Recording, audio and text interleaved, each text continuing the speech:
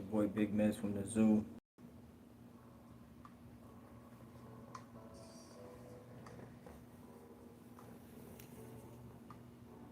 Trying to get everything set up for this live today.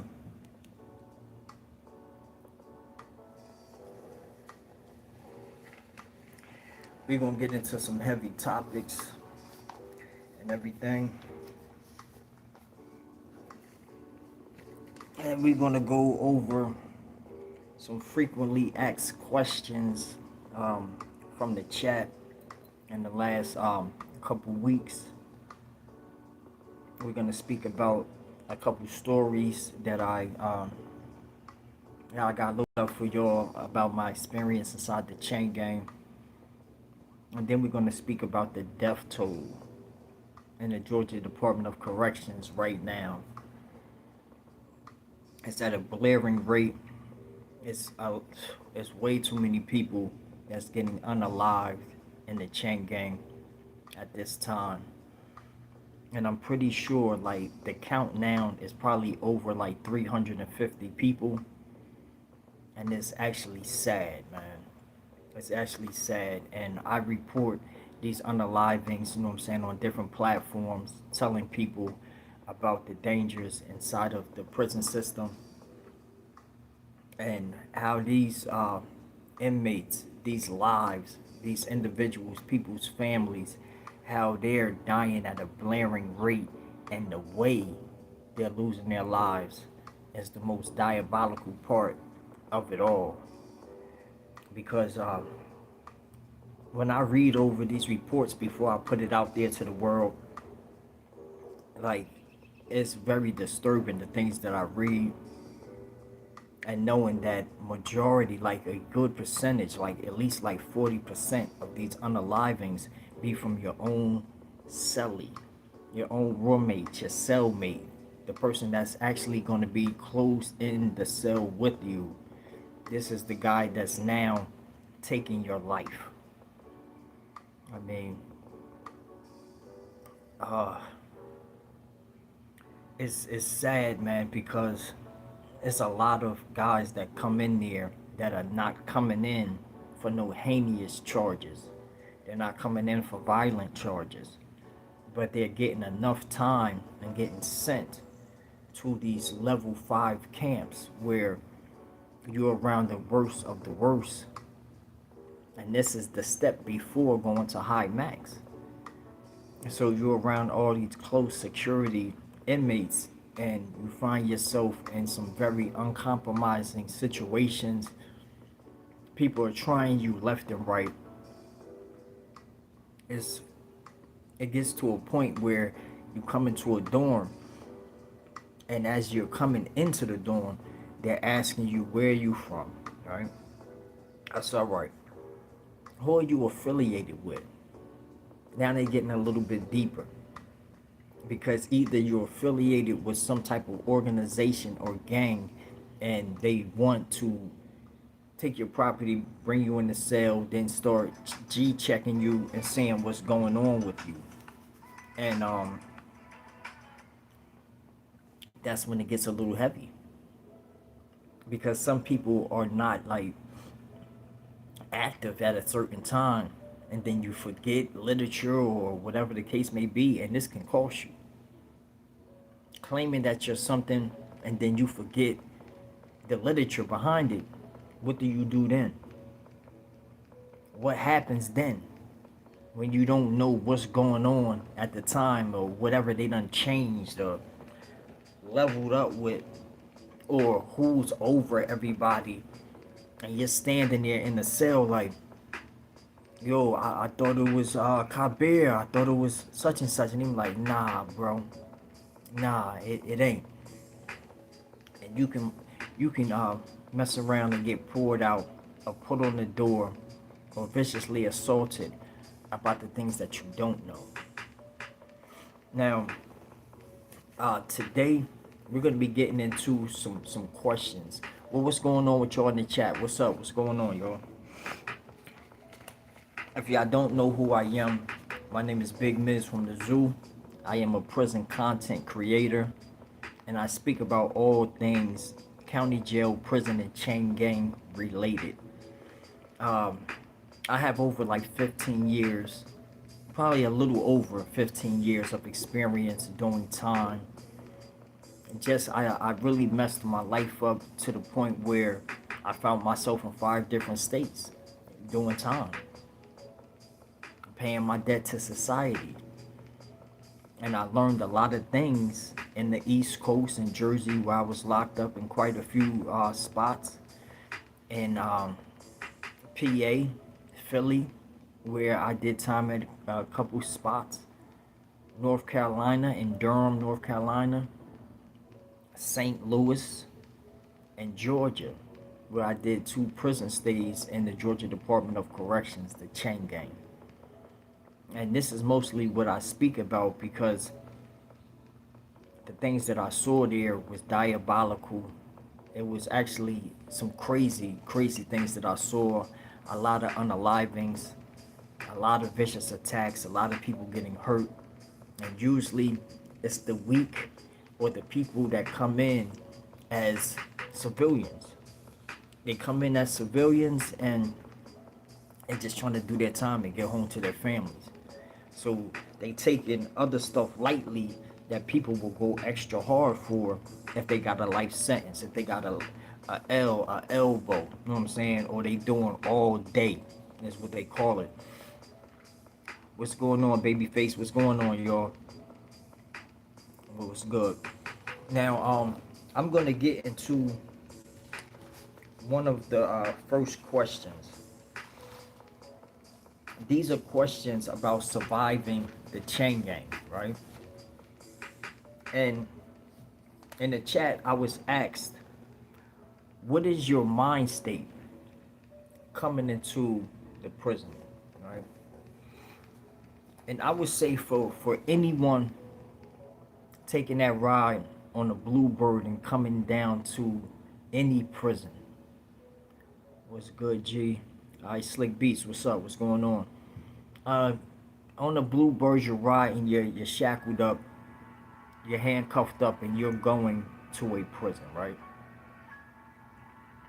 You're wondering, like, what's going on at the stop that I'm coming to? Are they into it right now? You know what I'm saying? Is somebody gonna start with me as soon as I come through? Like, and if you're not thinking these things, like, something is wrong with you. That means that you're not alert, you're not on point, you're not caring about your well-being or nothing. And so you gotta have these questions loaded up. Like, is the whole dorm on the floor when I get there? And nobody really got money, so everybody's stealing from each other. This is the thing. And when you go to a level 5 camp in the Georgia Department of Corrections, man, you gotta know. You have to. You have to know that you are now entering a diabolical spot. People that's going to be playing a lot of games with their lives just as well as yours. Some people that don't give a F about life, period. And slicksters that want to try to groom you so they can take advantage of you the essay way. And you might have to fight your way out of that. You know what I mean? This is my first time going to Jackson, no lie. No doubt, no doubt. I was just speaking about a situation when I was actually at Jackson State Prison, going to Valdosta, and I had to fight over a radio. You know what I'm saying? One of them old school chain gang radios I bought. You know what I'm saying? While I was traveling to the next prison. You know, everybody get out at Jackson and be moving around. And I messed around and bought somebody's stuff, and he had just stole it from somebody else. So I'm in there in the bathroom. You know what I'm saying? At the time, you can get unshackled and unhandcuffed to walk to the bathroom and go use the bathroom or whatever. And I'm back there fighting over a radio. You know what I mean? But I was lucky that it was my day that day. You know I mean, because there was other people watching. I was with this dude, and I had to hurry up, and show out. You know what I'm saying? Handle business, and then get up out of there. Right. So it kind of was what it was. But I'm going to get into the second question from the chat. It was, do you call your loved ones as soon as you get to a prison? Hmm. When you're coming out of diagnostics and you do get to a prison, you be feeling kind of good. Like, I'm not gonna lie, because you're tired of being at one spot, knowing that it's not gonna be the spot that you're actually at for a minute. So you're like, all right, I'm moving to this next spot. Yeah, you wanna let your people know I just touched down. I'm at Hayes or Hancock or Dooley or Ware or Wilcox or Valdosta. I mean, Smith, Phillips. You want to let them know that you done hit one of these camps, and just start getting things rolling, so they can know where to send the any information to you. If they writing you where to write to, the address there. Like, you want to get your people on point anywhere that you go. I think that's a very smart move to do, and it would be of I'm gonna just say it would be a wise decision to do that. You know what I'm saying? It would be of your best interest to go ahead and let your family know that you just touched down. And if something happens, you know what I'm saying, in a couple of days that you're there, at least your family know this is the camp that you're at, so they know who to try to address. Because the last person I spoke to about a camp that I was at in Valdosta State Prison, they told me that their brother, it was a young lady, she told me that her brother came to Valdosta and he was there for 12 days, right? And somewhere through them 12 days, it wasn't even a whole full 2 weeks, they killed that little man. And he did not have a long sentence or nothing like that, but they took that man's life. I don't know if he had to fight out of a situation dealing with a gang. I don't know what it was. And they still have not given the information to the family on exactly how their loved one life got taken, man.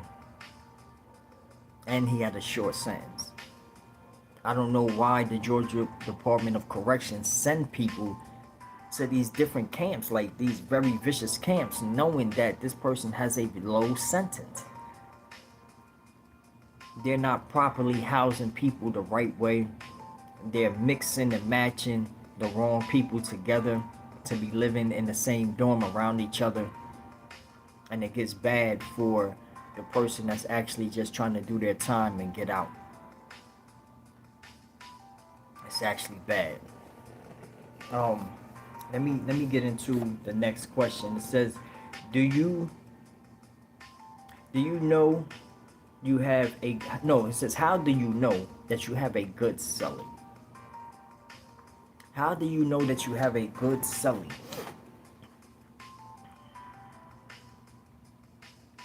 I'm gonna say, when you walk into that cell, like, your first impression is gonna be how your cellie is already keeping up the cell before you got there, right? Looking around, if it's a dirty cell, you already know who you about to slide up in the cell with, and he already got it dirty, so he really don't want you cleaning around in the cell or nothing. Like, you can automatically have a problem straight off the rip with a cellmate as soon as you come in there. Like, they probably don't even want you inside the cell. Like, this happens a lot of times in the Georgia Department of Corrections. They don't want you in that cell with them unless they know you or they think that they can get over on you.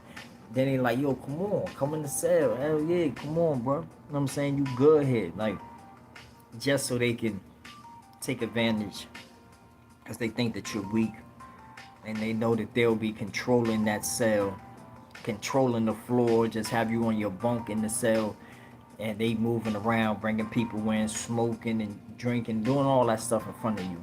I mean, while you watch, and when you go to the store, start seeing your stuff dwindling down, knowing that you didn't eat it, and they don't care.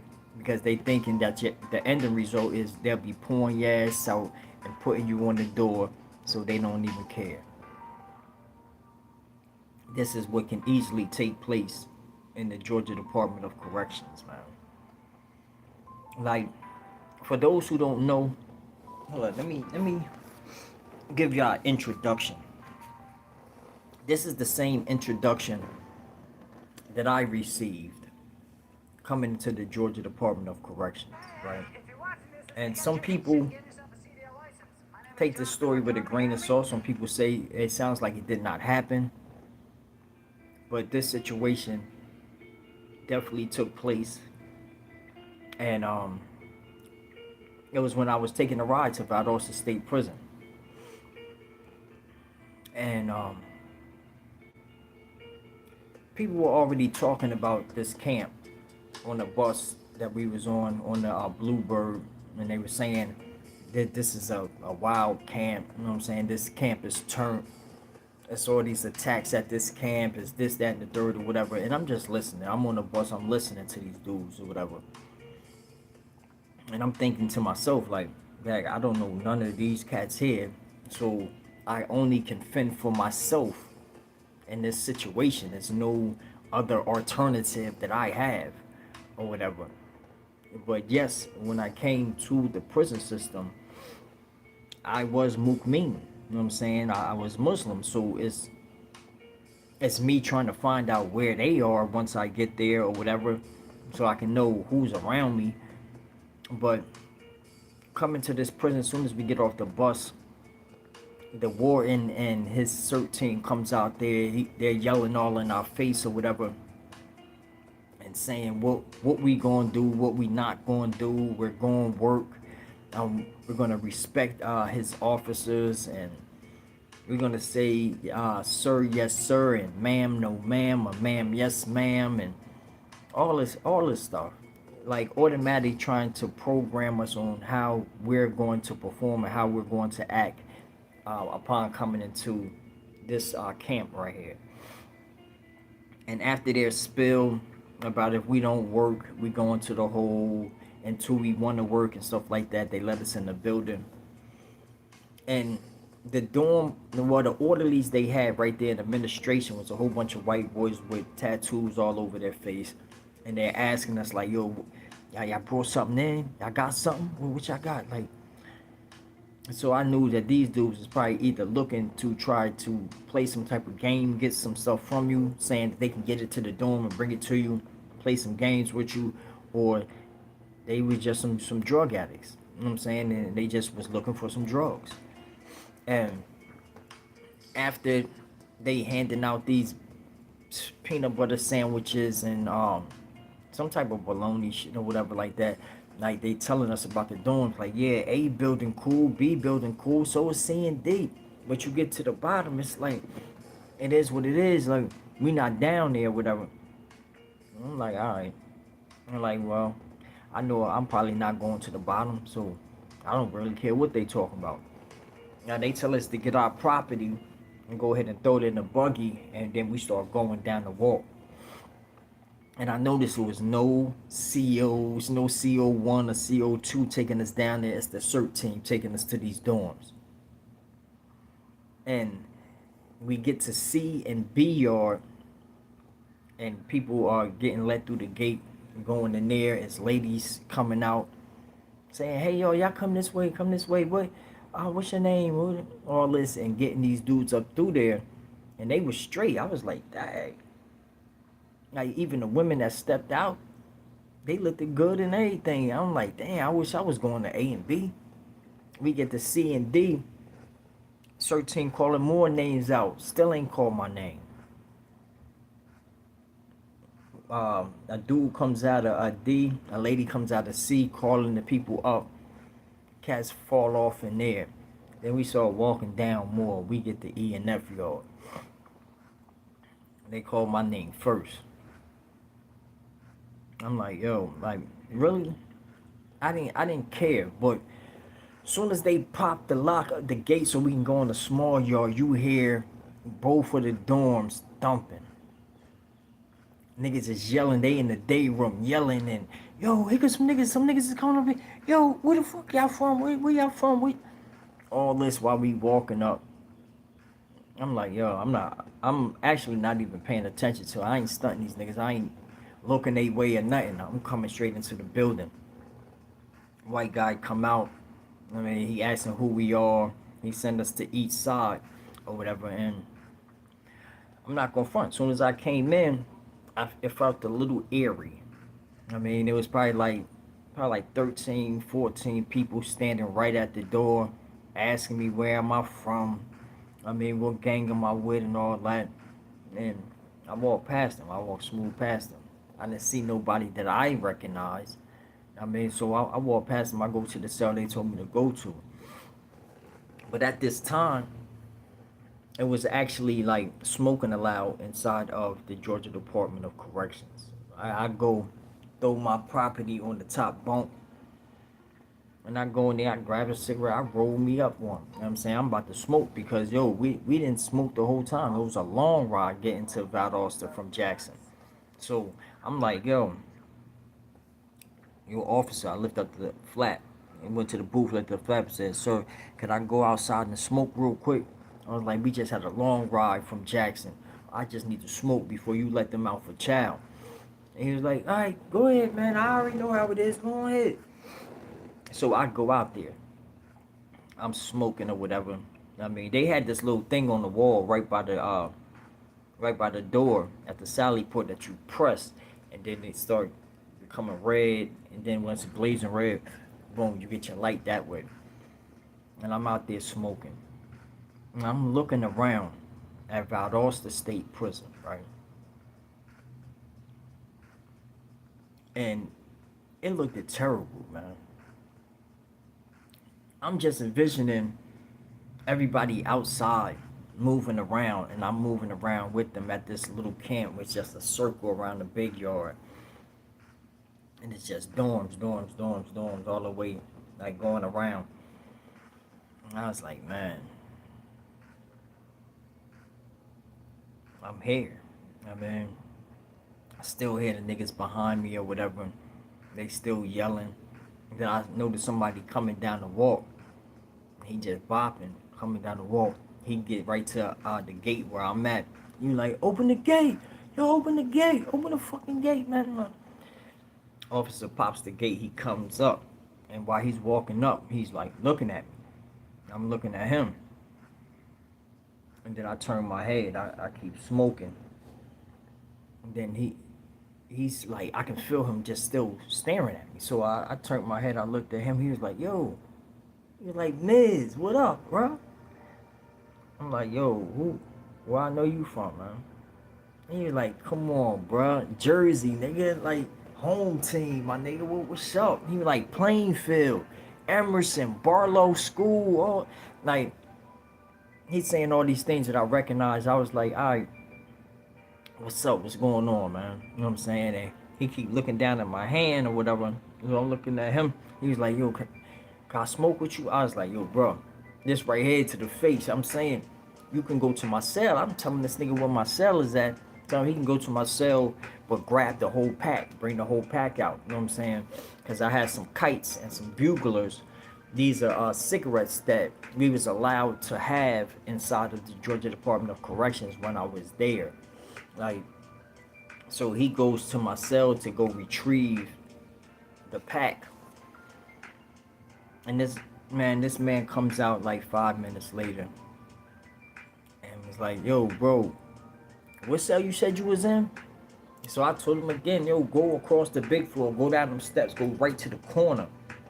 And my bunk is right there at the top. Like, just grab the stuff from out of there and bring it out. He was like, yo, bro, you don't got nothing in your cell, bro. I was like, what? He's like, yo, bro, you don't have nothing in your cell, bro. You don't have nothing. Yo, when this nigga told me that, yo, like, automatically, like, I don't know, I felt like some type of fire, like, in my heart, in my chest, like a burning sensation. Because those words just, it didn't sit well with me. So I walked past him, I come into the dorm. I'm walking across the big floor. I come down the steps or whatever. I go to the cell. Once I get to the cell, I look straight up to my bunk. And I don't got shit. I don't have nothing. Somebody done wiped my nose like a violin when I was out there, man. I'm saying, and now I'm standing there and I'm trying to think, like, I know some people told me how to handle the situation when somebody comes in your cell and steals your property, how to go about this. You know what I'm saying? And they told me that you gotta come out there and you gotta make an announcement. You know what I'm saying? I'm thinking like, yo, I'm in prison making announcements to mad niggas like, yo, somebody just stole my belongings, like, who cares? Like, can y'all lead me to the person? But I had to go out there. And I remember how he told me to say attention dorm. And people gonna start paying attention. Some people will, some people won't. But I went out there and I said, yo, attention dorm. Yo, I just got here and somebody went into my cell and stole my belongings. Y'all might have made a mistake or something. Like, I just need to know who went in my cell. And there's people looking at me like, they keep looking back at the TV. And I'm standing there. I'm talking about weird. If you ever felt weird, go into a prison where you don't know nobody. And somebody steal your belongings and you're standing on a big floor yelling attention dorm and trying to ask, can somebody help you find your stolen belongings? I also remember that OG at 901 Rice Street in Fulton County Jail told me if people don't pay attention to what you're saying, go to that TV that they're watching and pull the cord out the TV, right? And hold up. And I did. He said, Miz, your very first bid, they were selling cigarettes on store. Yeah, that's a fact. They also, before I left, they tried to get all the cigarettes out of every compound and everything. They said for us to buy up all the cigarettes and then just have them. And then when it runs out, it's over with. You know what I'm saying? They're going to enforce that law. And I just interviewed a CO from Weir State Prison, and they told me that it was because they did not want to watch us no more in these smoke break times that they was given. They didn't want to keep on coming up out of the Sally Port and standing there and watching us, and they wanted to take those lighters from off the walls and stuff like that. So they did that eventually. But hold on, let me get back to this story, man. Alright. Yo, I asked these cats after I pulled the cord out the wall. I'm standing there now. People are looking at me because I done did something that you don't really supposed to be doing. You know what I'm saying? Like, you not just coming into no prison, you pulling cords out of walls and stuff like that. They'll pull your little dumb ass out playing games like that. But I done did that. Boom. And I'm standing there and I say it again. Yo, somebody just stole my belongings out my cell, man. Did anybody see anything? You know what I'm saying? Because I'm not going for nobody stealing my stuff, man. And people like, man, put the cord back in the wall, bro. Like, you know, like, go find just, like, and somebody getting up to go put the cord in the wall and all that. I was like, you know what? Assalamu alaikum. Assalamu alaikum. I started calling, I'm saying, to see if I can get aid and assisted by some brothers in the dorm if they in the dorm. You know what I mean? And that's all it took, bro. Shit got real crazy after that, man. Like, it was like 6 or 7 doors at the top opened up. Same amount across the bottom opened up. And brothers is looking. And like, Walaikum assalam, rockin' to Allah. What's good, Op? What's going on? And I told them, look, I just got into this dorm, bro, and somebody just stole my stuff, stole my kufi, my prayer rug, Quran, food, everything. Man, these brothers went back in the cells and they came back out. Valdosta State Prison, war ready.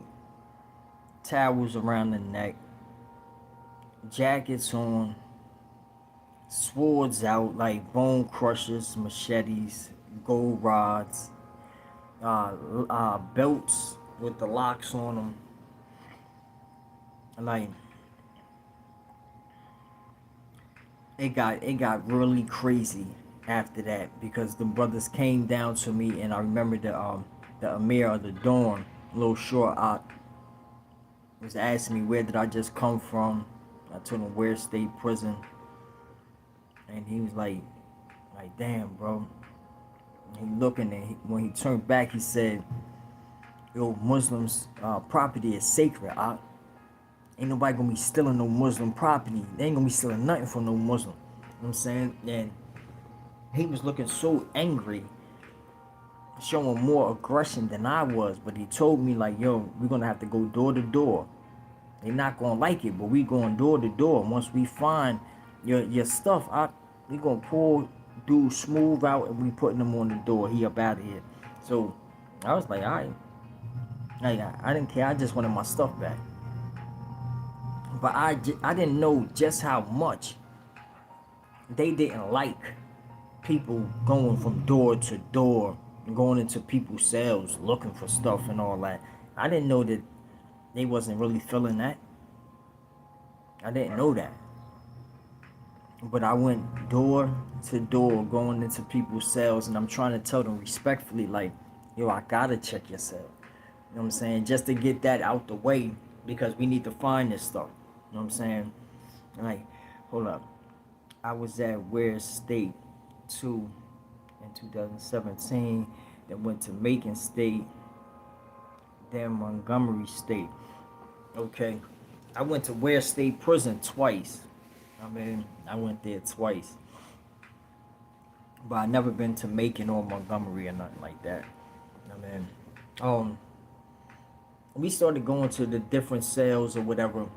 And I remember going to in front of some Mexican cells, and it was probably some Nietas or some MS-13s or whatever, and they were standing there like I'm trying to move through them and say, I just gotta check y'all cell real quick, man, and just get this out the way. I'm looking for my belongings, man.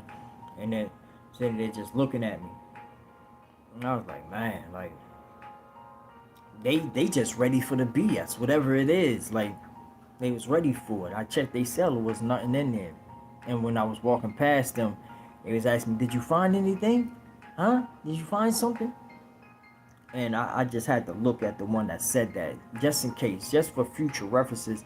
I know who is the knucklehead or be on the BS out of their crew. I keep pushing off. We clear the bottom. We going around the top. We getting towards the end. And I'm at the very next cell before the last one. And I remember when I was going into that cell, I looked at old boy that was at the last cell. He's standing right in front of the door, like this, hands folded, and he was looking as I went into the other cell.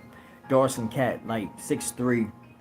He probably was like maybe 220, 225, something like that. I mean, and when I came out of that cell and I started to walk to his, and I was saying, yo, bro, I just need to look in this cell real quick, man. Get this out the way. This is the last cell anyway. I mean, I couldn't find my stuff. Now, when I walked into his cell, I saw my stuff. Soon as I stepped across the threshold of this man's cell, bro, I saw my stuff. And he tried to hurry up, come into the cell and try to green light the door real quick so it can just be me and him inside the cell so we can go and tear it up in there or whatever. But one of the bros caught the door with his foot. Boom. And they fell off in the cell. I turned around. I started swinging. Dude is swinging. Brothers came up from behind dude. Start pouring his ass out, pouring them. I'm talking about they got busy, real active, real quick. You know what I'm saying? No words. They just pouring Buddy out. Boom, boom. And they telling me to move out the way because I'm swinging my veins. You know what I'm saying? They swinging iron. They got stills. Boom, boom, boom. They pouring Buddy out. They like, move, move, move, move. Come up out the cell. And they pouring dude out. And then another crew of Muslims came in there. And some of the other ones stepped out. And they pouring him out. And then they grabbed Buddy on both his arms, got his legs in control, all that. He moving around. They bringing him out of the dorm. Out of the door, and threw him over the top rail, right? And I was still standing there. I was still up there. And all I can think about was my 10 do 3 might be 10 do 30. You know what I'm saying? Like, I thought I was going to get more time. That's what I was thinking about. I just got more time.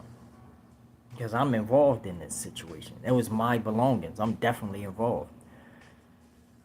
And it was like, it's like an octagon table downstairs. Silver or stainless steel octagon table that's welded to the ground.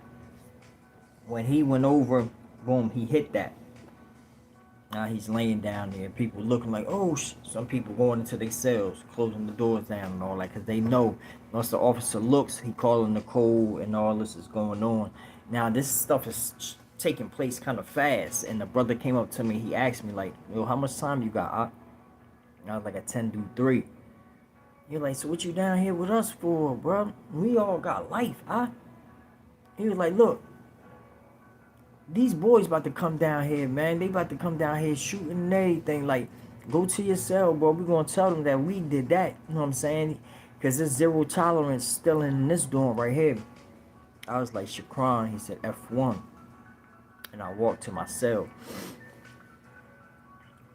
And when I walked to my cell, man, I was thinking, like, I felt like I started a whole bunch of BS. But it wasn't me. It was the dude that thought it was a good idea to steal my stuff because he thought he was dealing with the weak. And he just wanted to take my stuff. Now, when I get to my cell, I hear somebody in my cell getting beat. Boom, boom, boom, boom. I'm talking about getting beat. Now, look, it's a white dude in there blocking and moving, saying, oh, no, man, come on, please, man. I didn't see nothing on. It was my cellie. He watched the whole thing happen. He watched the dude go in there, take my stuff and everything. And the brothers was in there beating him and putting him on the door. They took him out of the cell, took his bed, everything, all his property, put him on the door, and I'm standing there in the cell. And I was like, yo, this don't feel right. It don't feel right. And like, he was like a missing piece to this whole thing. And like, why he didn't talk to me? Why couldn't I ask him some questions and find out why the hell he allowed dude to do that to his cell? You know what I mean? Like, so I go out there, you know what I'm saying now? And this is before he got to lift up the flap and say, I feel like in fear for my life. I need to get up out of this dorm or whatever. I got up there and I stood in front of the glass and I'm talking to him. And I was like, man, yo, what happened? Why you let dudes just go in the cell like that? Why you ain't tell me what was going on, man? And white dude was like, man, I've been in that cell for like 7 years. And how I survived through those 7 years is by minding my business and not saying nothing about nothing.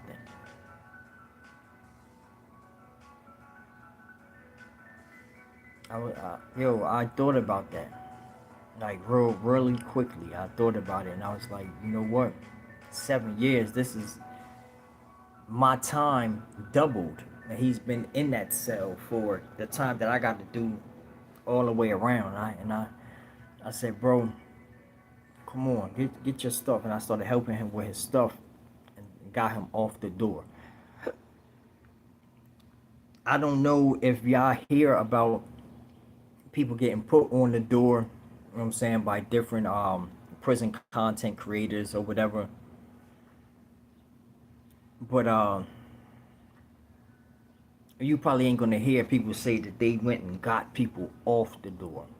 Like, because I later found out what type of move that actually is and what type of person you gotta be to go and get somebody off the door that people don't put on the door. You know what I'm saying? And I went there, I got Buddy off the door, and he remained my cellie through the time that I was in that dorm. I mean, a lot of the different organizations, they came to my cell, asked me did I need anything. That is zero tolerance on stealing inside the dorm, but it was after the action was done. Without that action of violence, they would have never came to my cell offering me anything or trying to do anything of the sort. I promise you that. They would have said he got what he deserved. He ain't doing nothing about it. He don't got no buck in this system. Fuck him. That's just that's just how it is. Just what it is. This is the Georgia Department of Corrections. This was my welcome to Valdosta State Prison situation. And I remember coming on this platform on the YT app and telling that story like probably like 2 years ago. And that's how people knew who Big Miz from the zoo, who I was, you know what I'm saying, on my old platform. And now, honestly, through this journey, trying to bring forth awareness of the dangers of the prisons, I done talked to so many family members of the deceased in the last year and in this year, and listening to some very, very hurt people, some very confused people, wondering like what even happened. And I happen to know. And I gotta tell them, use the right words to explain to them and tell them how to seek help. And some people said, can you explain the story? Can you make a video? Explain the story on what took place. Gave me validation to do so. And I said, all right, I'll do that. And it just strengthening my walk, strengthening my journey and what I feel like I'm supposed to be doing. And hopefully through these stories and these lives and the people that I interview, people are taking heed to these stories, these situations, these interviews. I mean, even the shorts that I make, everything. Like, I try to put a lesson in everything. And so you can know, you can give yourself a chance out here in these streets. You don't have to mess up your life and find yourself in somebody's county jail, prison, or chaingang. Don't let nobody trick you out your freedom. Don't let that be a thing where people can just use lit profession and trick you out your freedom. Have you putting in work that you don't even need to put in. And then you find yourself doing time and these cats ain't even around. And they forget about you.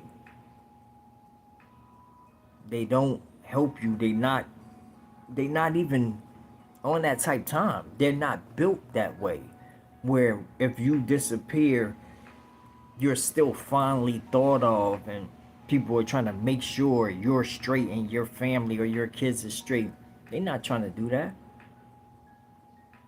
That's not a thing, right? And going to these places like the Georgia Department of Corrections, y'all, it's a to be for real, I'm gonna keep it real, it's a scary place, man. It's a scary place. If you're not into a gang and you're not affiliated, but you can get unalive being part of a gang too, real quick. Easiest way to get wings put on you. But if you're coming in there with no backing, you have no wins, period. You have no wins. Let me tell y'all what I'm talking about. I'm gonna let y'all know exactly what I'm speaking about, man. And I hope y'all take heed. I really hope y'all take heed, man.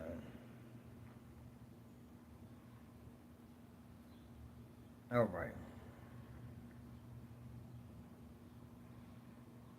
On the Human and Civil Rights Coalition of Georgia, right? Because this is who I connect with to get my information on what's going on and what's transpiring in the Georgia Department of Corrections. If you are doing time, you have tricked yourself out of your own freedom. Yeah, in a way, in a way, that's correct. But if you're heavily influenced or you're impressionable, you're of the youth and you're young, and these people that have way more experience and intelligence when it comes to street stuff, and they wrap you up in it, and they send you down that dark rabbit hole of foolishness, then they help partake in that decision for you. So what happens when hold up. So what happens when a Muslim person goes into the Georgia Department of Corrections? Um, I was a Muslim person that went into the Georgia Department of Corrections. You just try your best to keep your faith and do your time. Try to tap into what you were doing, really, to get yourself into a situation like that and redirect that flow. Change how you're thinking, change your movements. You know what I'm saying? Change the way you're talking so you can change your actions. Like as a Muslim, you gotta still perform like one in there. So it's even harder for you. Definitely harder for you. And yes, they get treated like everyone else that's affiliated. Yes, that's a natural fact. And you're gonna have to get active too. As people gonna try you.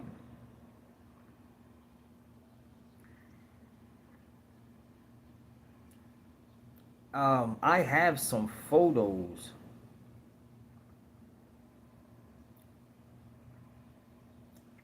like this one right here.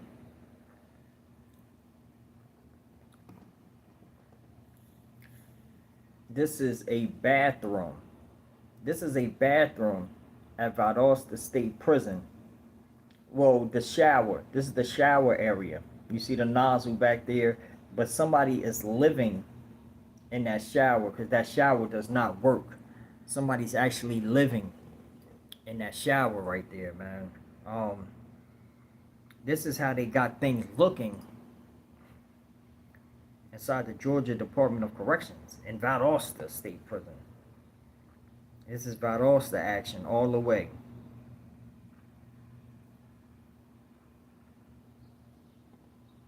Matter of fact, this is on the other side. These steps right here is on the other side. This is by the shower steps. But if you go across the big floor and go down the other steps, see, like once you go down the steps, you got the showers right there. Dirty showers, floors all cracked up. It's bad. But on the other side is where I actually stayed at. On the other side of this big floor that I'm showing y'all right now. And matter of fact, come to think about it, right here is right in front of my old cell. That's right in front of my old cell. I look through the bars onto the big floor. If y'all can see where those dirty rags is at, I would look through my cell and looked through the bars onto the big floor because I was downstairs. And this is how some of the doors is looking in there. That's how some of the doors is looking. And the floors are wet. I guess they have a sewage problem in the dorms. But this is how it looks. And it's a terrible, terrible situation, man. It's actually diabolical, bro. Like, who wants to go in a cell that remotely looks like this? I don't know if y'all can see that cell that good because the glare on the glass, but yes, that's the cell inside the hole when you go in and you're in solitary confinement with one bed. That's exactly what it looks like. But we about to get into the death toll. We about to get into the death toll. The first person that we're gonna put on the screen is Martise McKay at Johnson State Prison. He lost his life on the 18th. That's Martise McKay at Johnson State Prison. And then we come to the lovely Valdosta State Prison with Dontarius Burke. Dontarius Burke, Valdosta State Prison. And he lost his life on the 19th. They took his life on the 19th. And he died by his cellie. He got his life taken by his cellie. Let me see where. ASMP. ASMP. Tristan Trim on the 11th. Tristan Trim lost his life on the 11th.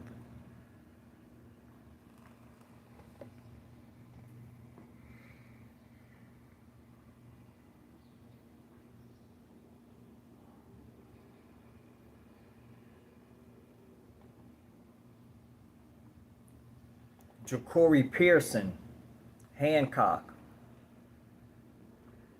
He lost his life on the 5th. Jacory Pearson lost his life on the 5th.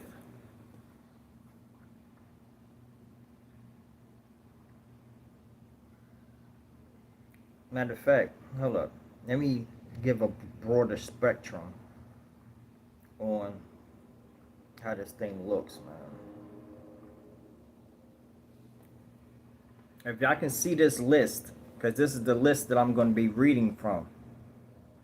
If y'all see that list, this is the list I'm going to be reading from. And this is one of the months that I was doing reports on unalivings almost every other day when it came to talking about somebody that got killed in the Georgia Department of Corrections. It was someone that died on the 1st of February. Then the 2nd, 3 people died on the 6th. And then 1 on the 8th, 3 on the 9th, 3 on the 11th, 2 on the 12th, 1 on the 15th, 1 on the 17th, 18th, and 19th. One, two on the 21st. Three on the 26th, and two on the 27th. Where are they doing that at? Where are they doing that?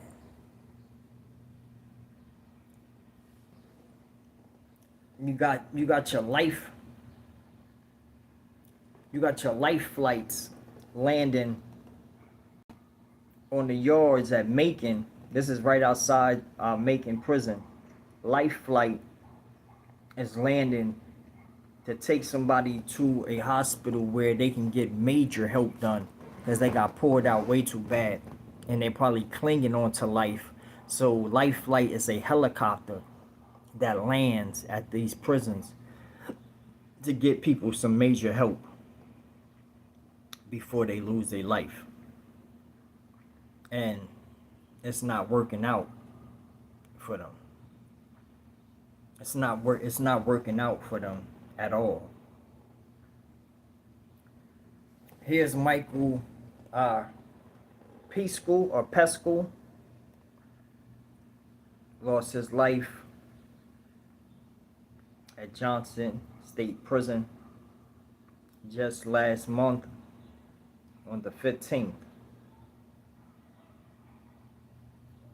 These victims have a certain type of look to them. Every time I see them, they have a certain type of look to them, but that's not always the case. They'll come and get somebody that looks different than that. That looks way different than that, man.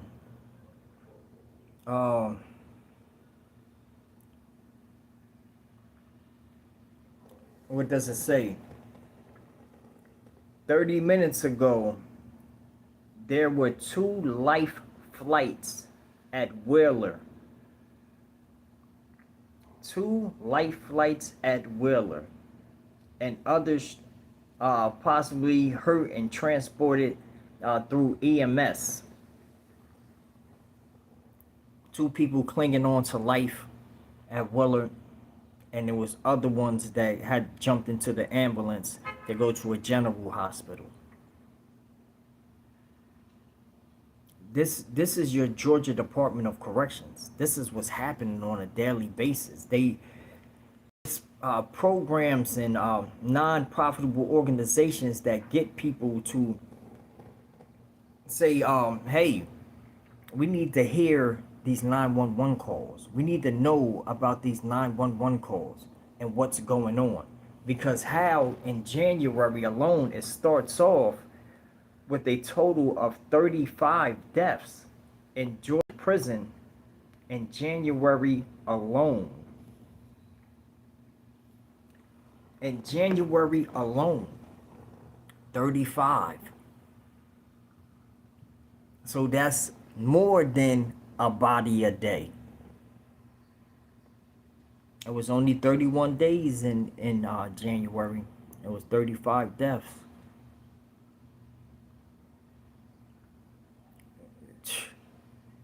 If dying every day was a place, it's the Georgia Department of Corrections. This is why I bring forth the awareness to the dangers of these prisons, bro. It does not make any sense. It doesn't.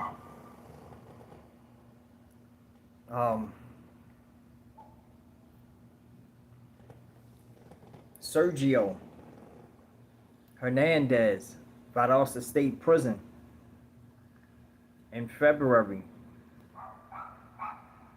They took Sergio Hernandez's life in February. It's going down there. This is a non-stop reoccurrence. This is why I tell people about the dangers of the prisons. This is why I let people know exactly what's going on in the Georgia Department of Corrections. And I noticed, like, I'm Big Miss from the zoo, and I try to put the situations in your face to let y'all know exactly what's going on. I don't try to do too much comedy in my videos because I don't want you to laugh about what's going on. I don't care. I don't want you to laugh. And I might have had some good days where I laughed inside of the Georgia Department of Corrections, but I don't want to put that message out there. I want y'all to know that this is a dangerous place. And I saw a lot of things that have me moving extra weird out in the streets because I was traumatized. And you can easily go through the same things. All you got to do is just make that mistake and find yourself there. And you'll go through the same traumas that everybody else is going through in these level 5 camps. Or you can be strung out on some type of drug and they're going to be taping you. They're going to have their phones up laughing at you because you can't control the substance that they gave you that was so strong, or they done sprayed so heavily so y'all can get hooked and be on this drug for your whole bed. This is what they have for you. And I notice when I put the footage that I receive, and if I don't edit it to the point where you can't even see what's going on, and I actually let y'all see what's going on, I get striked. I just came off a strike for showing a video of somebody in Jackson State Prison getting the sleeves beat off of them and stomped out and then poured out. They strike me for that. So I can't put it in y'all face. So I have to look at this footage and give you the story. That's what I'm noticing that needs to happen and what's going to take place. So I'm probably going to be playing a game of catch up because they're like 200 and something unalivings ahead of me that I want to bring awareness to, forewarn some people about, hopefully scare them and perturb them for even wanting to do something out in the streets. This is what I want. I need some shock value going on so they can say, yo, I don't want to go through nothing or none of the things that this dude Big Miz be talking about in his videos. Because I'm a kind-hearted person, or I'm a good dude, or I'm official, and I'm not just going to go for anything. I'm not going to let these dudes do nothing to me. I'm going to protect myself. I'm going to protect my life. And then you're going to be there forever with them. Trying to protect yourself from some of these fools, you're going to have to go ahead and lay them all the way down. You're going to have to lead them on that big floor or lead them in that cell. Or they're going to try to leave you there. This is your opposition.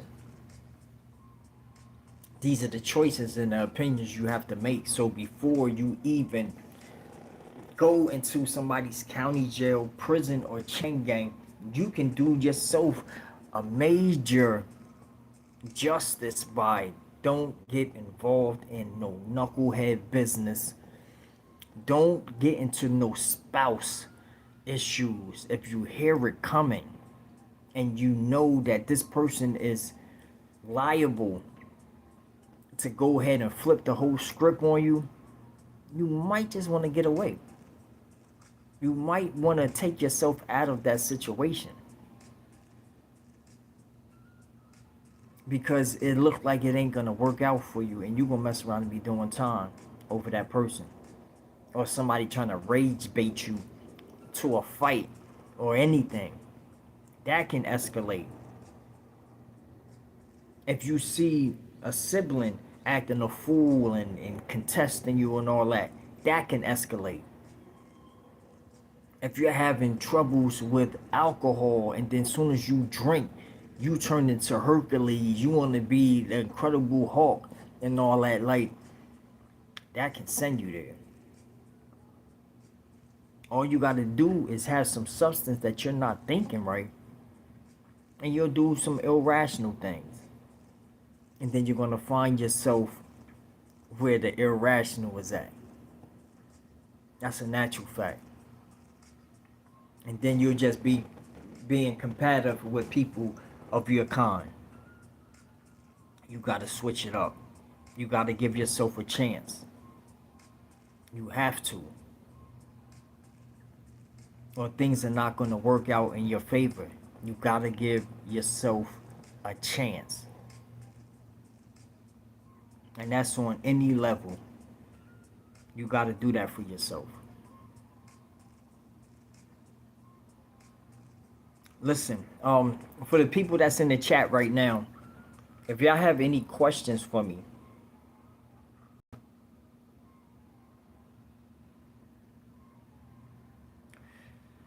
hold on, somebody playing.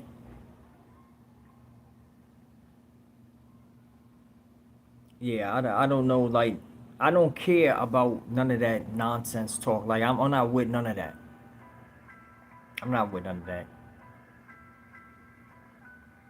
Like, I'm not with any of that. I mean, but I appreciate y'all coming through and saying whatever you want to say.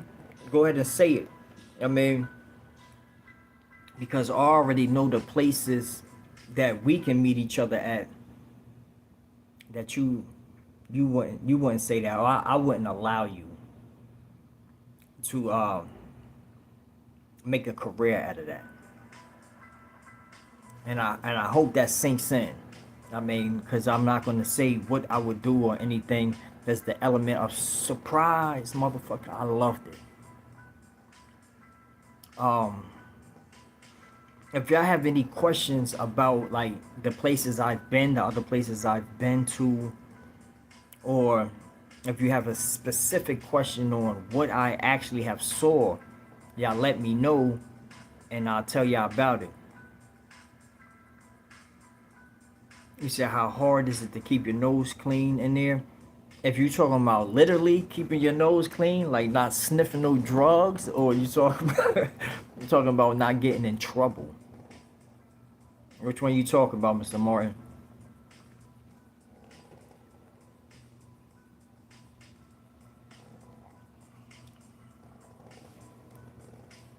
Yeah, you gotta let me know which one you talking about, bro. Cause it's a difference.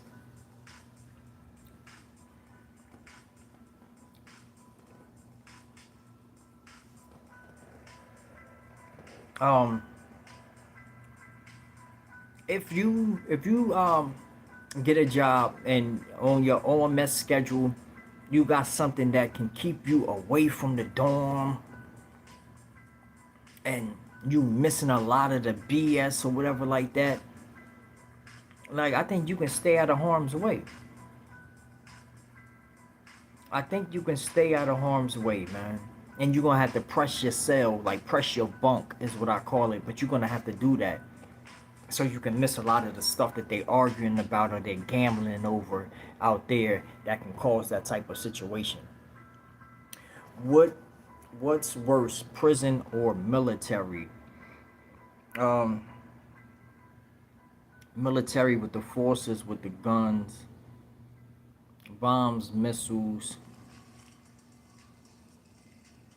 and fighting over certain things and being way deeper than your the opposing people, or being inside of a warehouse where once they open the cells, people have sharpened tools and you'll have to fight like a gladiator to keep yourself alive. Some people I've watched go stab for stab in front of each other. Stab for stab. Stab for stab. Until they can't swing that good because they catching you on your shoulders or catching you on your artery. So now you about to collapse and stuff like that. Or somebody just pick you off from deep. Bow. Just hit that tater and you gone. I don't know, man. I don't know. I think that they go in the hand on one tip, and then another one is different because they kind of like eat chow.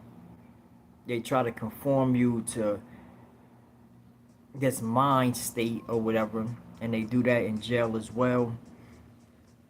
And when it comes to combat, you can actually get unalived by your own cellie. So I don't know if the Marines or the Army is looking at their bunkie or the person that's near them and just want to take their life from them. I mean, I don't know. Can a first-time prisoner join a gang who has no prior gang affiliations? Yeah, they can get brought home, like if they're blood, they can get brought home, or they can get loped in. I mean, like, these things can happen. It can happen if they think that this person is beneficial. If they think that you're beneficial, oh, they'll come to you about it. They'll come to you about it. They think that it's beneficial for them. They'll come to you and try to bring you in. Definitely. Or if you get into that money and they see it, they gonna want a part of that, and they're gonna let you know. They're gonna let you know. That's a natural fact. Do y'all have any other questions? Y'all can ask them as y'all feel free. I want to make sure, like, it's 14 people in here right now. I want to make sure all of y'all have already subscribed to the channel already. If y'all have not subscribed to the channel, go ahead and tap that subscription. You know what I'm saying? Subscribe to the channel, absolutely free. Y'all just helping my channel grow so I can speak to more people and get this platform to actually grow. I mean, because right now at this moment, yes, I put out a lot of videos. I talk about a lot of situations on here, but I am not monetized on this page. I am not monetized, and I went and I opened up another channel called County Jail, Prison, or Chaingang. And I am having issues with the person that I started it with, and they have blocked me out of my own channel. So if y'all are already following that channel, y'all can unsubscribe to that channel. Y'all do not have to deal with that because they're not allowing me no access to that channel, but my face is all over it. And I won't be helping that platform out any longer, and hopefully it gets taken down pretty soon. How many people did you meet that were locked up on false imprisonment? All right, and you know false imprisonment means holding somebody against their will, right? Because they gave that to me before false imprisonment. They gave that charge to me before. Um, I have met probably like maybe 5 people. Some people I met inside the county and I did not see them once they got down the road. But I was meeting different people that had that same type of charge. But some of them actually held people against their will, like was not letting them go. And aggravated assaulted them or assaulted them or even raped them.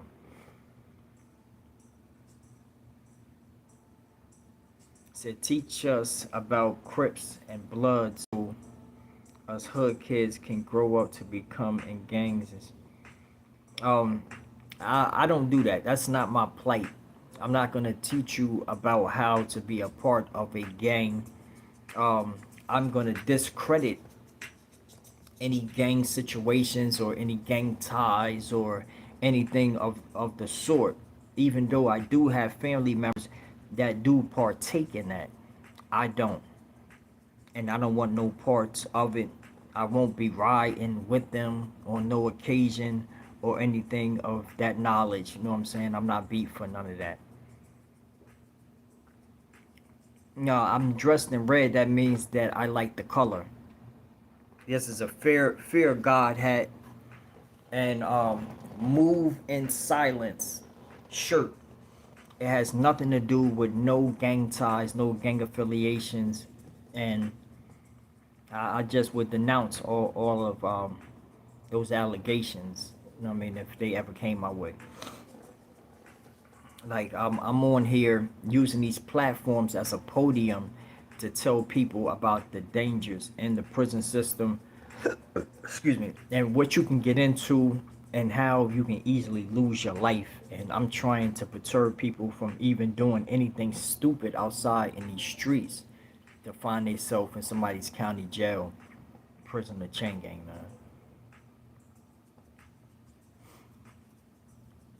Now, once again, like matter of fact, let's do a roll call. Where y'all all tapping in from, yo? Let your boy Big Miss from the zoo know where y'all tapping in from. Y'all can go ahead and spam that. Where y'all from? What city y'all from? What hood y'all from? Whatever. You know what I'm saying? Just let me know.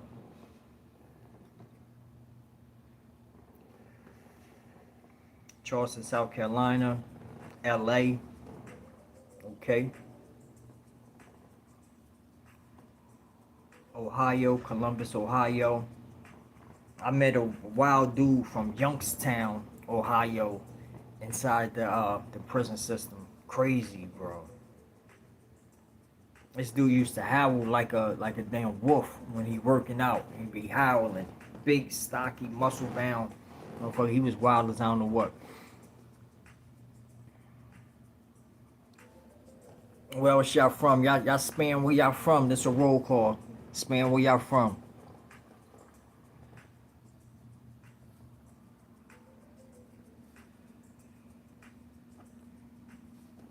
I would love to like just to learn all the areas that I'm covering.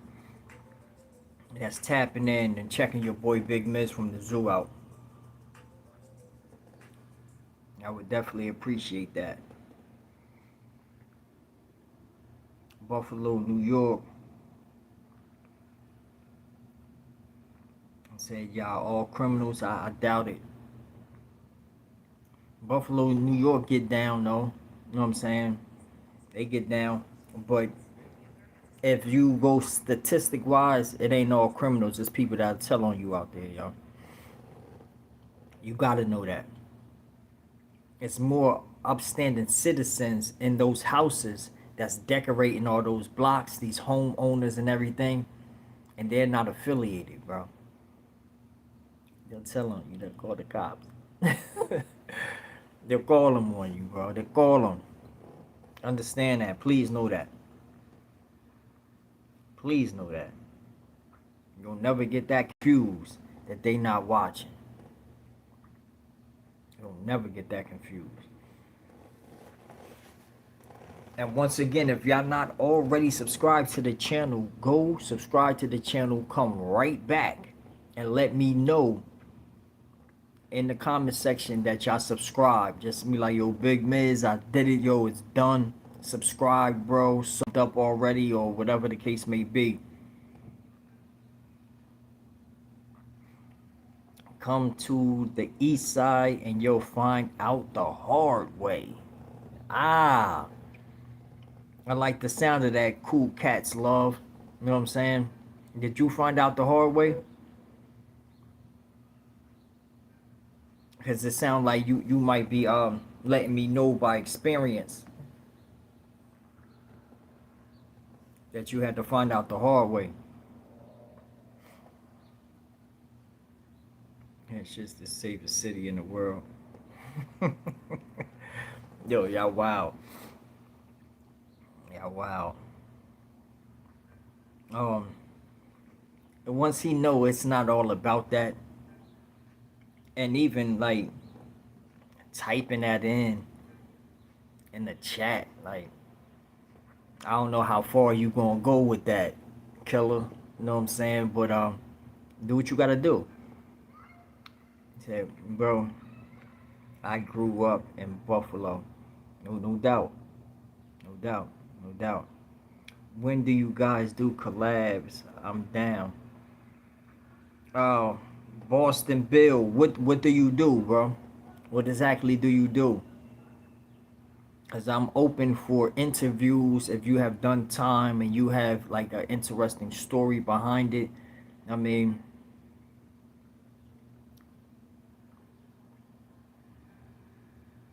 Are you on any platforms already? Like, are you doing content, or you're just interested in an interview?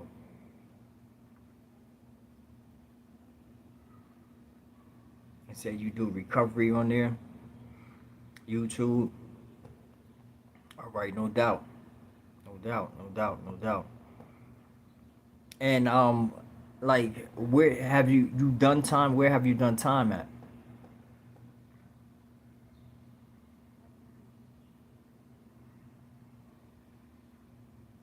He said you just started a page on here. Okay. Well, I am willing to do interviews and things of that nature for people to spread their word. I am all about putting people on and getting their face out there. You know what I'm saying? Like, this is what I do.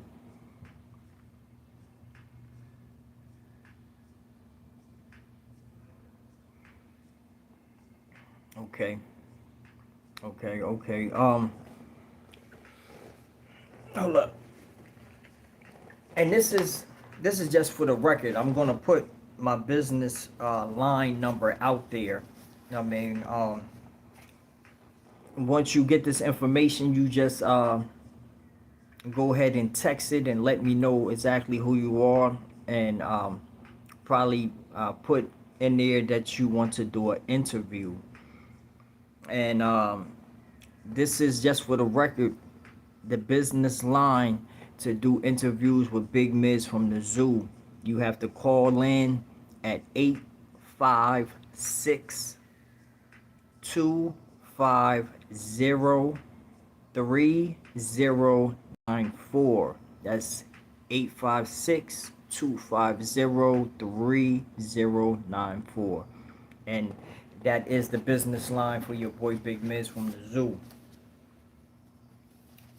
Um, we do screen everybody. I'll personally screen you myself to see if it's a good fit for us to come on to the live together. You know what I'm saying? And do work or whatever. So if you're serious about what you're trying to do, and this is your passion, I'll know. I'll know, and I'll be glad to bring you on. Okay, no doubt, no doubt. That's all. That's all you have to do, man. Um, so you're dead serious. Well, if you're serious, bro, in the next hour we can go ahead and go live or whatever. Just send your information. We can kick it, and then the next segment will be me kicking it with you on here, and going doing a successful live.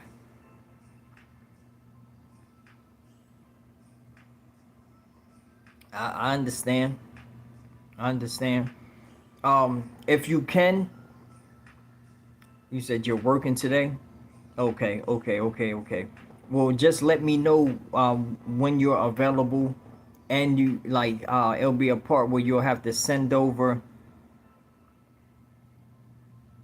at a detox. Okay, okay. It'll be a part where you have to send over like a headshot picture of yourself to put into a thumbnail and stuff like that. But let's get the preliminaries done first.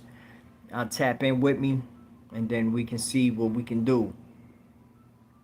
We can definitely see what we can do, man. All right, no doubt. No doubt, no doubt, no doubt. Y'all make sure y'all all subscribe to the channel, because this is a subathon type of situation. I will be coming back on here soon. Y'all go ahead, subscribe to the channel. Subscribe to the channel. You said check your page out. I put the name of your channel in the chat, and I would say for everybody to go ahead and check out your page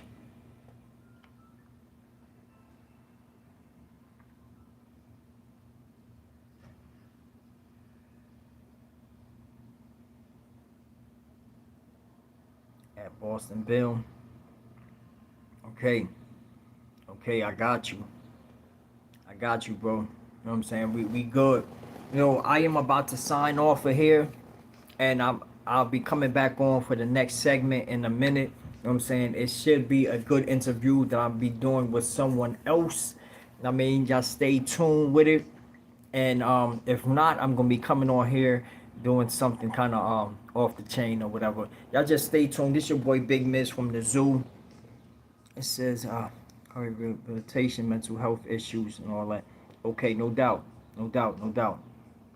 I get it. Yo, I'm just asking y'all, please don't go outside and do nothing crazy outside in these streets. Don't do nothing stupid to find yourself in somebody's county jail, prison, or chain gang, y'all. You know what I'm saying? Matter of fact, hold on. Hold on. Let's see if we can get some straightening on some stuff real quick. Hold up. Hold on, y'all.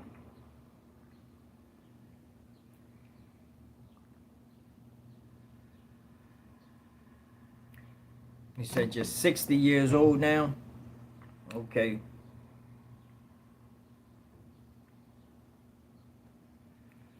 So it should be interesting. It should be very interesting.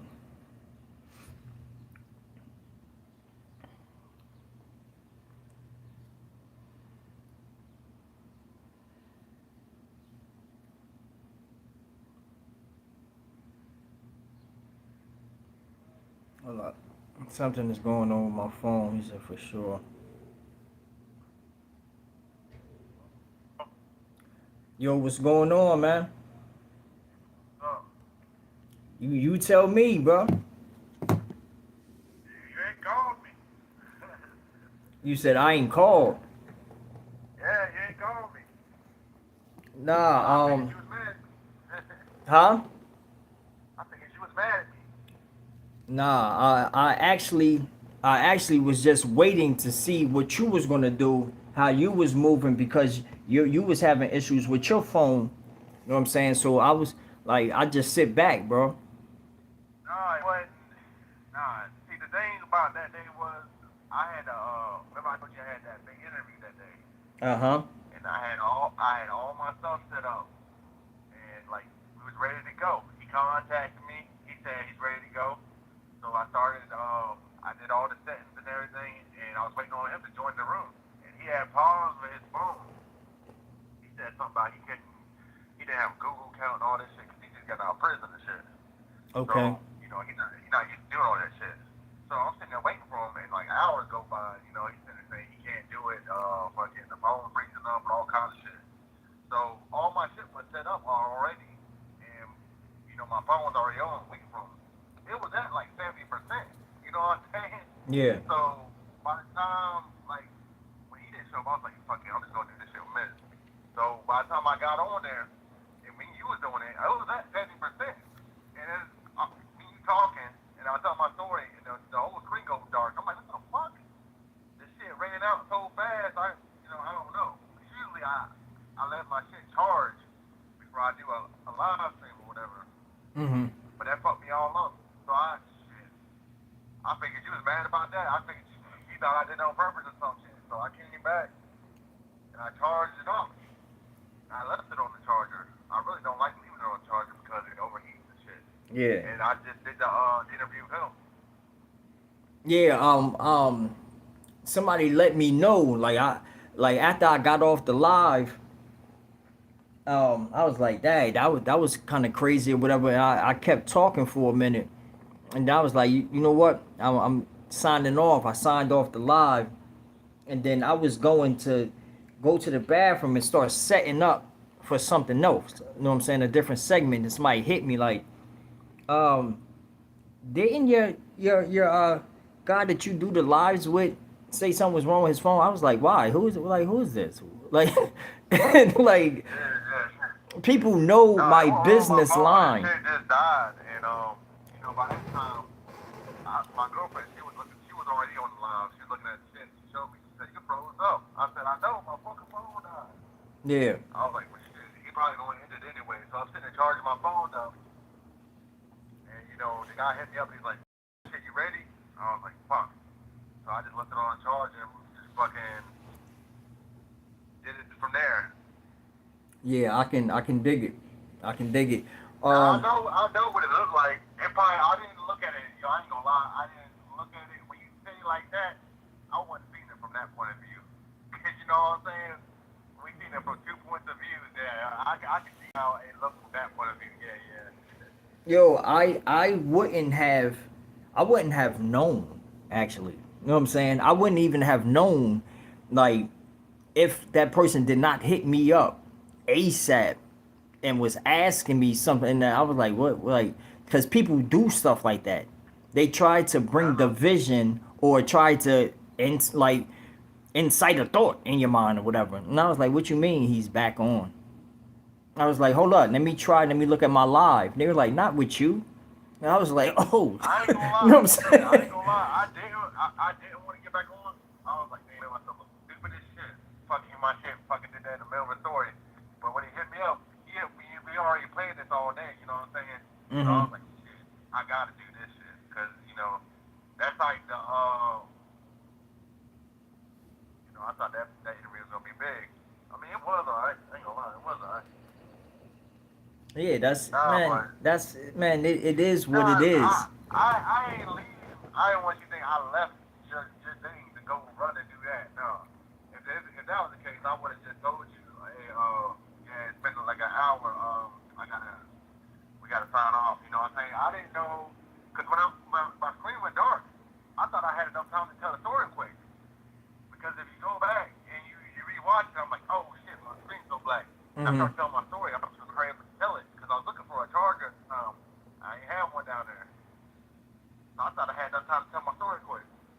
All right, no doubt. Well, yo, I'm around. I'm around. You know what I'm saying? I'm actually I'm actually on live right now, and I'm going to be taking some calls in a minute, right? Yeah. Like I'm be taking some calls from the chat or whatever. Like, but I'm around, so whenever you trying to do something, like today is Saturday, bro.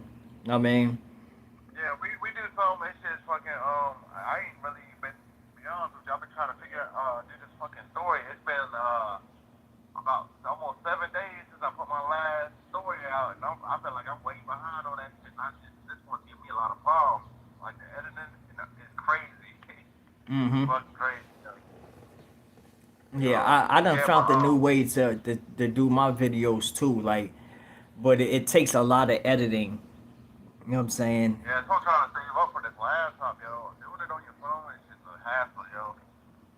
Yeah, like you really gotta lock in. You really gotta lock in. You know what I'm saying? And Yeah, I did. Somebody did contact me today from I told you I was in prison. I was running with the Crips and shit. They in the same prison, but he went to jail for murder. mm, that's Yeah, crazy. That's crazy right there, bro. there's another person. All right, I'm getting your Yeah, texts. If I don't know if y'all can hear it on the live, but I'm getting your texts, and I saw you just sent a headshot in. So whenever you're ready, I will put it together. But we're gonna have to go through a screening process. I'm gonna definitely speak to you myself. You know what I'm saying, and make sure this is a good fit for an interview. And thank you, man. I saw it. I just got the stuff that you sent. All right, all right. all So right, well, shit, you in the live, shit. Let me go, let you go, shit. all right, bro. I'm gonna get what you. I'm saying, just let me know if you trying to go live for a little bit today, man. Let me know, man, Yeah, because I got some I'll let you situations know. that I We haven't go, spoke we go about. live, we go live a little later. All right, no doubt. All right. All right, peace. All right, this segment right here, I'm gonna put my information back out there again, and if y'all, if any of y'all like not playing, like if you want to play, you can play too. It really doesn't make a difference. But I'm gonna put my number out there, the business line number. Y'all can give it a call. If y'all want to let me know if I'm doing a good job, let me know. Shout yourself out. Just call the number. You can shout yourself out. Let me know where you checking in from and all that good stuff. And I'm going to give a little time period where we'll get into this. I mean, the number, real quick, I hope y'all listening. It's 856 250 3094. 856-250-3094. Y'all can call in. Let me know where y'all checking in from. I'm saying, hit your boy Big Miz from the zoo. If y'all feel like I'm doing a good job, let me know. You know what I'm saying? Y'all think I'm doing a terrible job? Let me know. I mean, the number is out there. All y'all gotta do is call. Don't be scared. I mean, y'all be right on the live right now.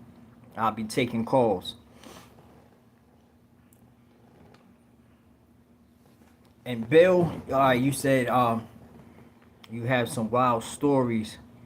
I know, no doubt, no doubt, man.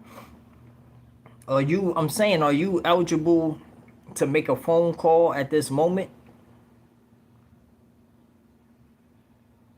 Or your job does not permit you to be on a phone call?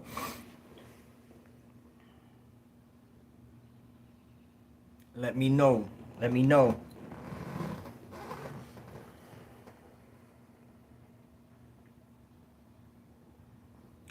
I wish I can put up, hold up.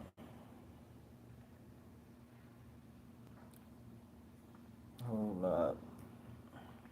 856-638-54. No, I'm tripping. 856-250-3094.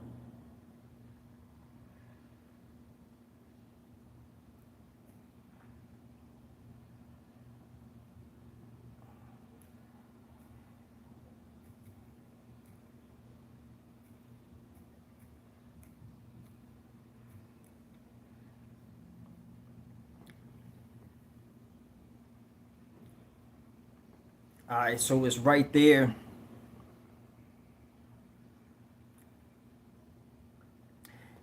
I posted it right there on the screen. I can call in for a few.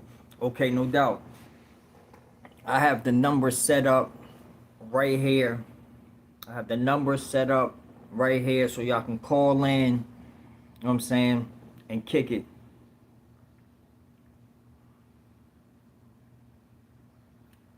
Really, boo, what's going on? Here go the number right here. If y'all want to call and say what's up to your boy Big Miz from the zoo. If y'all think that I'm doing a good job, you know what I'm saying, tap in with me. Let me know if y'all think I'm doing a terrible job. You know what I'm saying? Let me know. The number's right there. Y'all can hit me up. The number's right here. And y'all will be on the live. I got the phone connection right here set up to the live. So y'all can call in. And this is just going to be a little segment for a minute while I'll do so.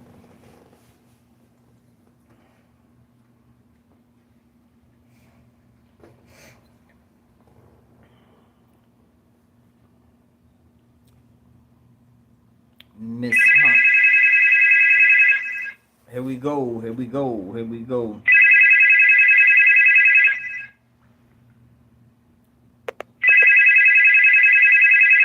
All right. Hold on just a minute. Let me get you situated. Hold up.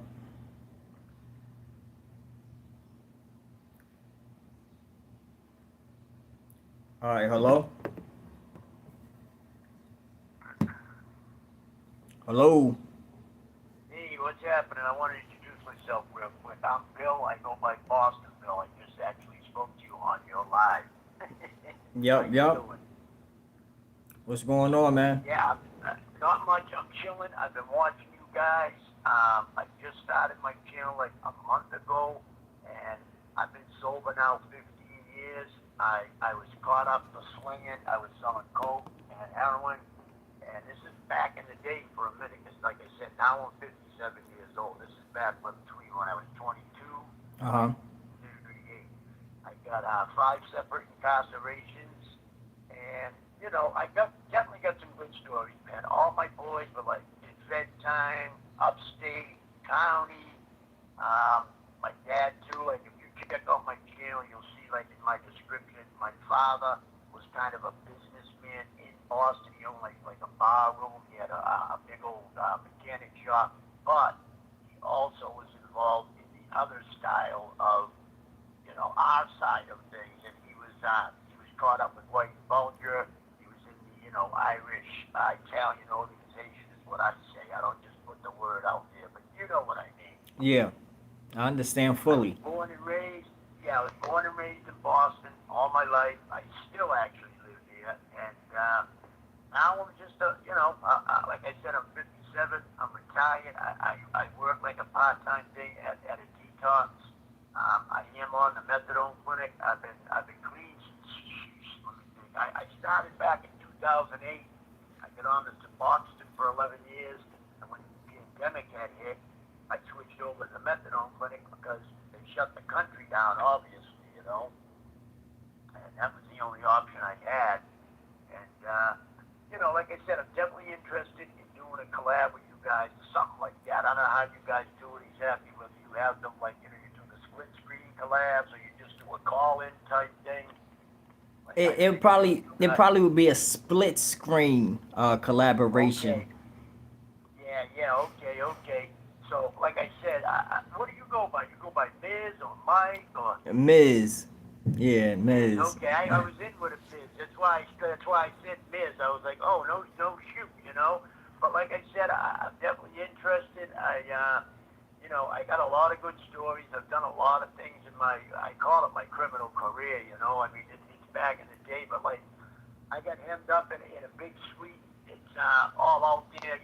Knowledge. You guys can like check into it. I was involved in a big drug ring for a minute. We were selling to like Asians. Get introduced to a friend, which basically turned out he ratted on me, set 9 of us up. I was selling to this woman for months and months, not knowing that she was undercover. That's how I picked up my first arrest ever. I was one of them kids that like lived in the suburbs. I came from the city, moved out to the Jersey. suburbs. I did good as a teenager. Young adult, I didn't even get busted until I was 22 years old was my first arrest, but then from there, all downhill. I got strung out on the diesel, and then, you're selling one to support the other, and it just turned into a mess for me. Like I said, I ended up incarcerated 5 different times, had the bracelet one time, so, I've been through it. When my first time getting arrested, I was arrested with my 2 older brothers. We all went to county jail together, which is kind of a crazy thing to do, 3 of us all went together. Let me think what else is part of my bio. I actually lost a brother in 2000 to a drug overdose. And I'm just trying to give you a little bit of my background information. Like my channel's about recovery, and I do like rehabilitation, talking about like prison. And I also do like mental health issues, and I just stepped up to doing like cyberbullying, and I also do abuse, meaning like men and women that are abused. Yeah, I can dig it. I do a lot of like in my area I work with CCBC. What they do is they help felons out, like they help felons get housing and grants for school and stuff like that. That's what I'm about now. I'm all about giving back because I ran amok for many years in the town I was living in, and now I want to help people out. I got I think I got a little over 15 years clean and sober right now. Man, that's great, man. I applaud you for that. Thank you. And like I said, my channel is new, and I'm trying to get out there. I got a few people helping me. One of the guys that's a YouTuber is actually my neighbor, and he got a big old channel. He got 700,000 subs. Yeah, that's right.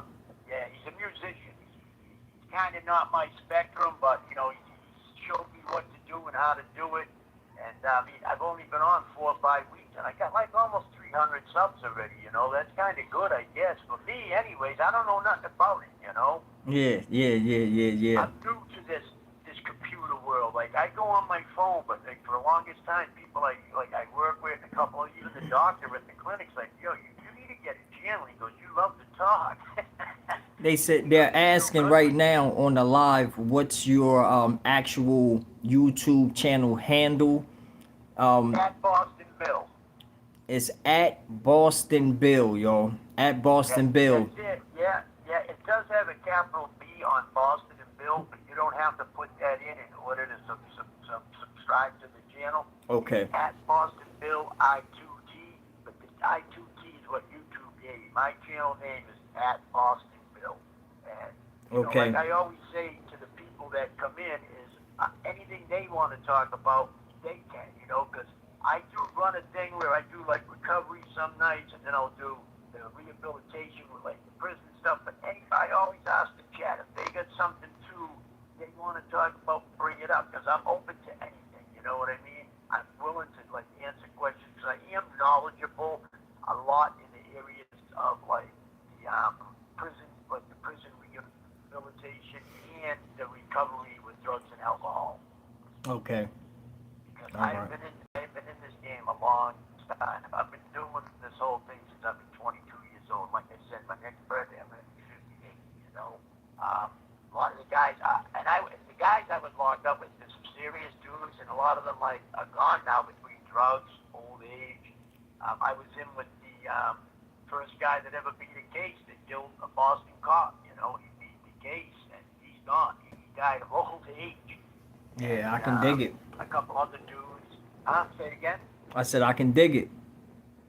Oh yeah, most definitely. Yeah, this where I live it's tough because like in this area where I live at, I actually get better connection at my house. But where I'm at now, it's a detox. I'm around like it's like in a warehouse area. There's a lot of towers for like the two-way radios for the trucking companies. So it makes my phone glitchy on my end. Sometimes I get a little bit of static from the towers. There's so many of them around. But like I was saying, I'd definitely be interested in doing a collab with you guys. You guys are like so. I seen your channel one night, and I'm like, oh, I gotta sub to these guys. You are right up my alley. You and your partner, the Spanish dude. I like both you guys. You guys is cool as the breeze. You know what I mean? Yeah, no doubt, man. I really enjoy the stuff, and I've seen a few of the. I just watched it the other night. Actually, had that white dude on with the beard. A good dude, a lot of the storytellers. See, I can relate to all that stuff. Like a lot of it comes back to me when I hear the different stories and you guys talking about different things, And I've seen a lot of wild stuff. And you gotta remember, like I said, I was never in trouble as a kid. So all of a sudden, I'm in this joint. I was in a unit. It was a gym.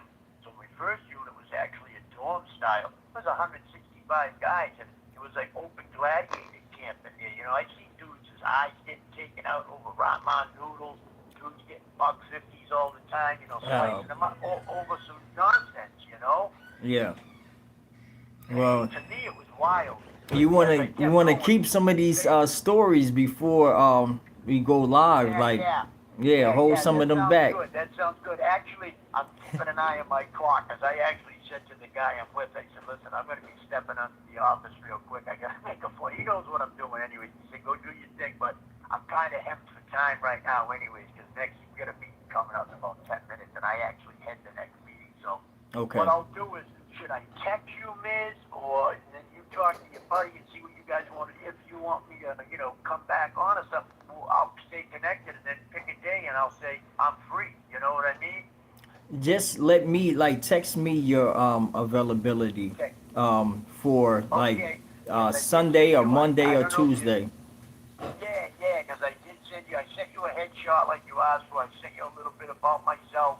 And you watch one of my lives or one of my shorts, then you'll know all about me. Because I'm basically an open book on my channel, like everything. Even my description tells you mostly what I've been through, Okay. Okay. Sounds great. Sounds great. I'll get a hold of you. I'm going to take the schedule home with me tonight, look it over, see exactly when I got like a nice, because mostly I'm pretty much around all the time. Like I said, this is kind of a voluntary thing I do.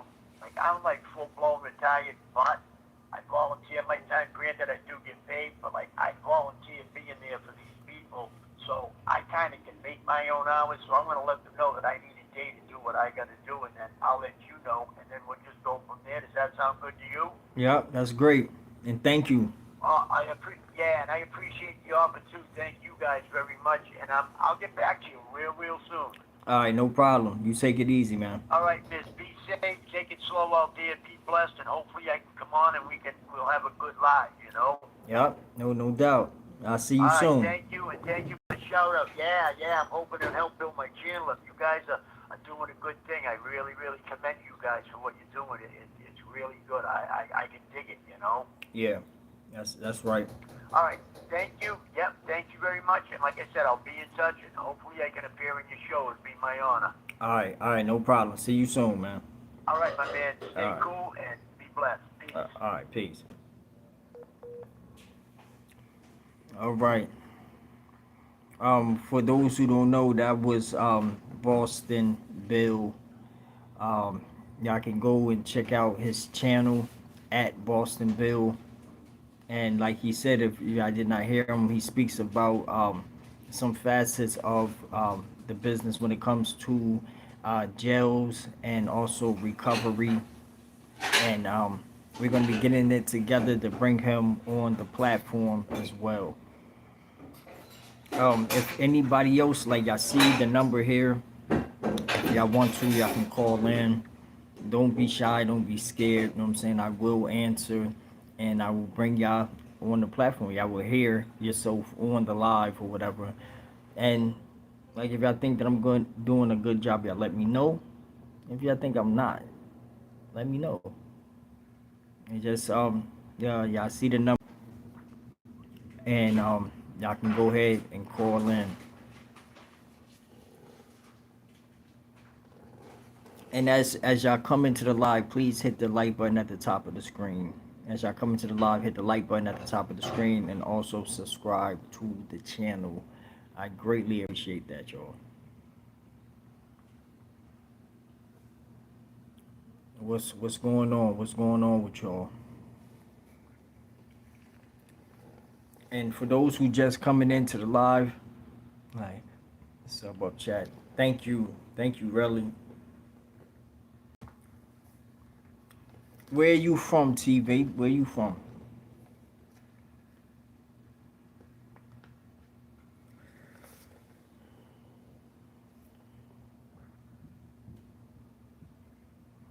Yes, sir.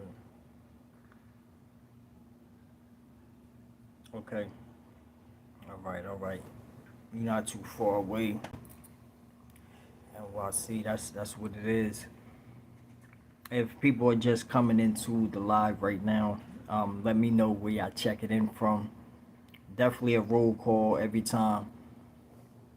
Y'all let me know. Y'all can spam where y'all actually tapping in from.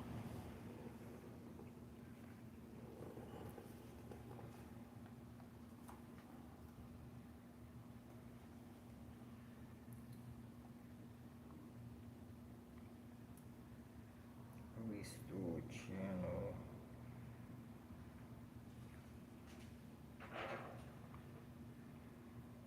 Apps and services.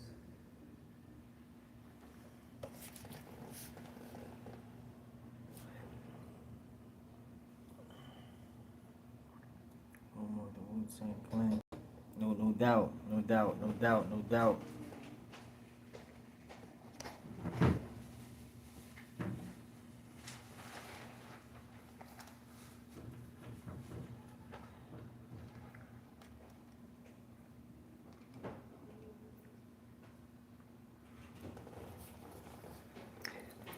If y'all need a purpose to use that number, if y'all need a purpose to call in, so y'all won't like feel like y'all doing it in vain or scared or shy to call in. If y'all have any questions that y'all would like me to answer on any level, it doesn't make a difference. Like you call trolling, I know how to hang up. You know what I'm saying? So like if y'all have any questions or got any ideas or stuff that y'all feel that I haven't spoken about yet on this platform, y'all can call in. Y'all can let me know exactly what it is. I'm going to have it up for just a couple more minutes, and then I'm going to be actually getting off the live, getting myself ready for the next segment. So please, y'all tap in with me if y'all can.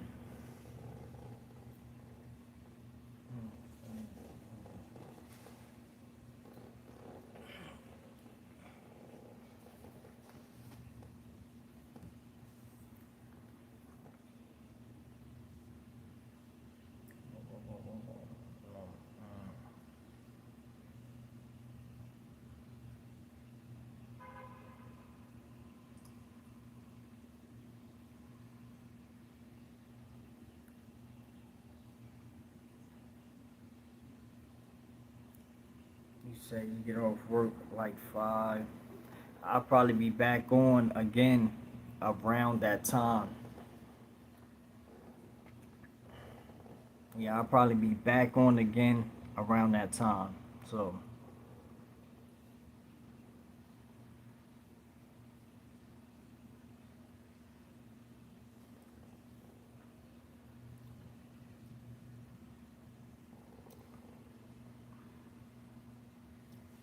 DC in chat, we need to subscribe, comment, share, smash the like button.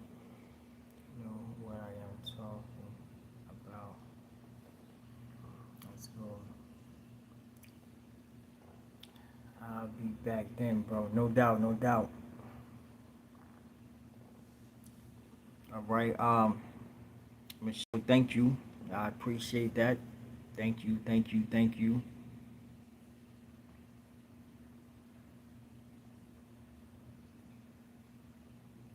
See on your body, man. Okay, okay, okay. Ain't nothing wrong with that. Ain't nothing wrong with that. But like I said, we got the number right here. Like y'all can call in, and if y'all just want to say what's up, y'all can say what's up. Um, if I'm doing a good job, please let me know. The number's here. Y'all can call in at any given time. It does not make a difference. Yes, yes, I am. Yes, I am. This is what I do. I'm a prison content creator. So that's usually what I'm doing. I mean, that's usually what I'm doing. And two, I'm in a different segment talking about something entirely different. You will find me speaking about the awareness and the dangers of the prison system. That is a natural fact.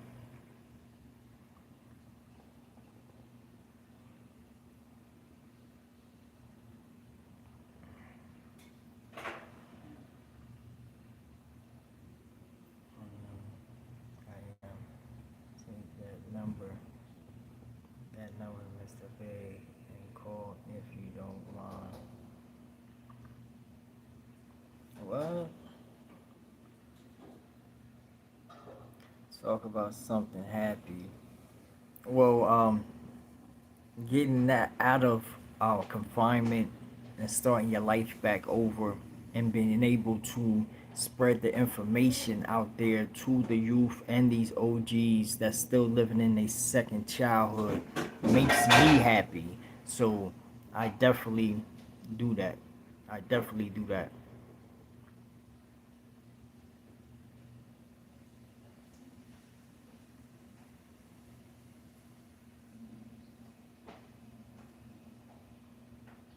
Thank you. Thank you. I appreciate that. We got like 3 more minutes on the clock for this number to be up. This number is used for if y'all wanted to give a shout out or y'all wanted to shout yourself out or let me know if I'm doing a good job or not. You know what I'm saying? Let me know if I'm doing a terrible job. If you had a question, you could have asked by calling that number right there. That is the business line for when I'm on live. Or if you're trying to collaborate or do a interview, you know what I'm saying? You have an interesting story or something like that, and you've been incarcerated or just out there. You know what I'm saying? And you dealt with some wild things. Like we can go through a screening process. Talk to your boy Big Biz from the Zoo. We can get it done.